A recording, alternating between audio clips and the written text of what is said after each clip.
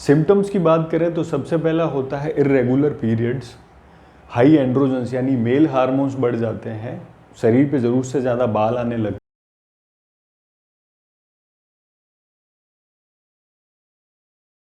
हैं, सर के बाल पतले होने लगते हैं या झड़ने लगते हैं, मुंह से या पिंपल एक्ने की प्रॉब्लम होने लगती है, इनफर्टिलिटी, मूड स्विंग और स्लीप डिसऑर्डर।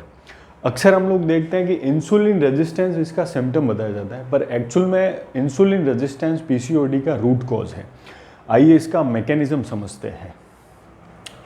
जब आपकी बॉडी में जब इंसुलिन ज़रूरत से ज़्यादा बढ़ जाता है तो बॉडी के सेल्स इंसुलिन के प्रति रेजिस्टेंट हो जाते हैं। इस चीज़ को बोला जाता है इंसुलिन रेजिस्टेंस। समझो कि ये आपकी ओवरी है, अब इसमें ज़रूरत से ज़्यादा इंसुलिन जमा होने लग गया है। अब इंसुलिन ज़रूरत से ज़्यादा है तो या तो आपकी बॉडी में कोलेस्ट्रॉल ज़रूरत से ज़्यादा होगा, ट्रिग्लिसराइड और बैड कोलेस्ट्रॉल, या शुगर ज़्यादा होगी, दोनों में से कुछ एक तो होगा।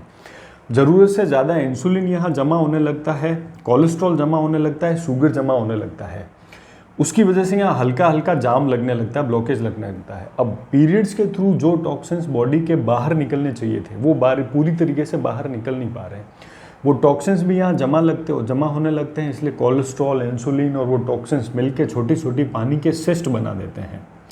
इस चीज़ को बोला जाता है पीसीओडी। अब यहाँ पे पूरी तरीके से जाम या ब्लॉकेज लग गया है, इसकी वजह से टॉक्सिन्स शरीर के बाहर नहीं निकल पा रहे हैं क्योंकि ओवरी में जाम लग चुका है, ब्लॉकेज लग चुका है।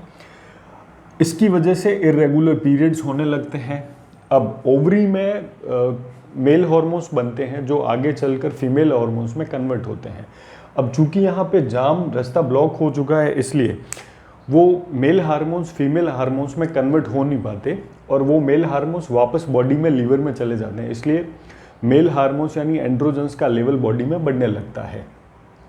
हार्मोनल इम्बैलेंस की वजह से शरीर पर बाल बढ़ने लगते हैं, ज़्यादा प्रॉब्लम हो तो यहाँ नहीं तो कहीं पर भी, हाथों पर, कमर में, पेट पर, सर के बाल झड़ने लगते हैं, पतले होने लगते हैं, शरीर में गर्मी बढ़ने लगती है तो स्किन ऑयली होने लगती है, तो पिंपल्स और एक्ने की प्रॉब्लम होने लगती है। बॉडी में फर्टिलिटी के बहुत सारे हार्मोन्स होते हैं, जैसे sex hormones, sex binding hormones, luteinising hormones, follicle stimulating hormones, FSH, उन सब का इम्बैलेंस होने लगता है। इसलिए या तो आपके एग बराबर मात्रा में बन नहीं पाते, और अगर बनता है तो एग बराबर मात्रा में फर्टिलाइज नहीं हो पाता, मैच्योर नहीं हो पाते, इसलिए कंसीव नहीं हो पाते, बेबी की प्रॉब्लम होने लगती है। अब हार्मोनल इम्बैलेंस की वजह से मूड स्विंग्स, हल्का हल्का डिप्रेशन होने लगता है या फिर स्लीप भी डिस्टर्ब होने लगती है। ये हमने इसका मैकेनिज्म समझा। अब जहाँ पे भी इंसुलिन लेवल ज़्यादा होगा वहाँ पे कई बार कोर्टिजोल की मात्रा भी बढ़ जाती है, यानी आपको गुस्सा आना, इरिटेबिलिटी, ये सब भी प्रॉब्लम होने लगती है।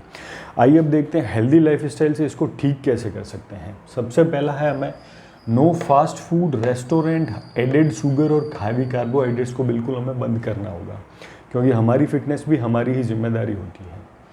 दूसरा, ओमेड यानी कि 1 मील अ डे, दिन में केवल एक ही बार खाना खाना होगा, सुबह या शाम कभी भी। इससे हमारी 24 घंटे की फास्टिंग होती है। जब हम बाहर से कुछ खाना नहीं लेते हैं तो बॉडी अपने अंदर जो डेड सेल्स है, जो स्टोर्ड फैट है, उन्हें खाने लगती है और बॉडी के सेल्स नए होने लगते हैं। इसको ऑटोफेगी बोलते हैं। इससे आपका बढ़ा हुआ कोलेस्ट्रॉल, शुगर और इंसुलिन भी बैलेंस होगा। वॉकिंग, जॉगिंग, रनिंग या उसके साथ में कोई भी एक एक्सरसाइज। तीसरा, हाई फाइबर हमें लेना होगा, सीजनल फ्रूट्स और सीजनल वेजिटेबल्स।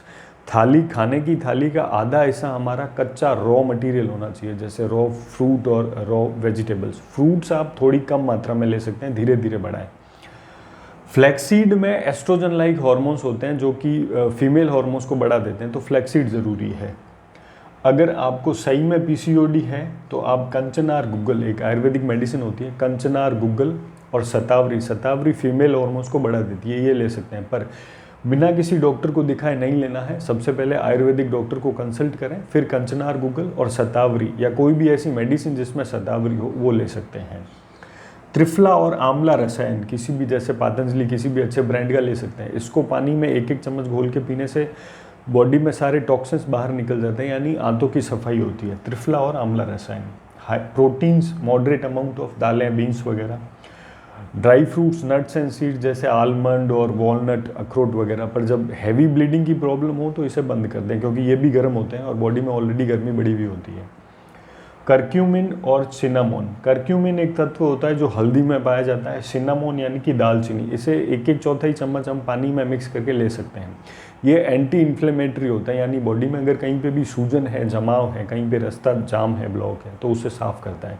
पर अगेन जब हैवी ब्लीडिंग की प्रॉब्लम हो तो हल्दी और सिनामोन यानी दालचीनी को बंद कर दें या कम कर दें। सन यानी धूप हमें लेनी है। जब सूर्य की किरणें डायरेक्ट हमारे स्किन पर पड़ती है तो बॉडी कोलेस्ट्रॉल को विटामिन डी और बहुत सारे हार्मोन्स में बढ़ाती है। अगर आप धूप नहीं लेते तो या तो आपका कोलेस्ट्रॉल लेवल हाई होगा और विटामिन डी आपका लो होगा। आप चेक करवा के दे सकते हैं। इसलिए धूप लेना बहुत ज़रूरी है। 15 मिनट आगे की तरफ और 15 मिनट पीछे की तरफ, हो सके तो डायरेक्ट स्किन पर। प्रेगनेंसी के लिए पतंजलि के एक तो शिवलिंगी और एक पुत्र जीवक आते हैं, वो आप ले सकते हैं। ये हार्मोनल बैलेंस करते हैं, पर अगेन किसी पतंजलि डॉक्टर को मिलने के बाद ही, कंसल्ट करने के बाद ही। ये लाइफस्टाइल आप फॉलो करेंगे तो बहुत धीरे धीरे आपका पीसीओडी ठीक होने लगेगा। और अगर आपको कुछ भी अच्छा लगा हो तो लाइक, शेयर और सब्सक्राइब जरूर कर दीजिए। इससे मुझे थोड़ी मोटिवेशन मिलेगी। Thanks for watching.